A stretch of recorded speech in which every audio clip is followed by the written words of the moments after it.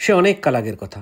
চিরকালই সাহিত্য আর শেক্সপিয়ার যেন দুই সমার্থক শব্দ, আর এই গল্প তার সাথে জড়িত এক বর্ণময় অতীত আর আজকের মুগ্ধ বিস্ময়। সময়টা 1599।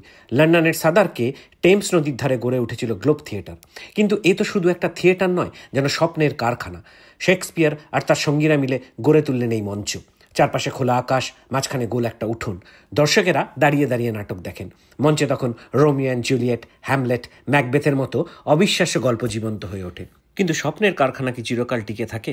1613 এক গ্রীষ্মের দিন হেনরি দ্য এইথ নাটক মঞ্চস্থ হচ্ছে। হঠাৎ কি হলো কে জানে, এক পলকেই আগুনে ছারখার হয়ে গেল শেক্সপিয়ারের স্বাদের গ্লোব থিয়েটার। যেন স্বপ্ন জ্বলতে জ্বলতে ছাই হয়ে গেল। শেক্সপিয়ারও নিশ্চয়ই দূরে দাঁড়িয়েছিলেন, চোখে একরাশ কষ্ট আর নীরবতা। তবু তো থেমে থাকলে চলবে না। 1 বছরের মাথায় আবার গড়ে উঠল গ্লোব থিয়েটার। আজকের শেক্সপিয়ার্স গ্লোব যেন একটা টাইম মেশিন। মঞ্চের কাঠের তক্তাগুলোতে কান পাতলে আজও শোনা যায় সেই পুরনো দিনের কোলাহল। ঘুরে বেড়ায় শেক্সপিয়ারের শব্দ, to be or not to B.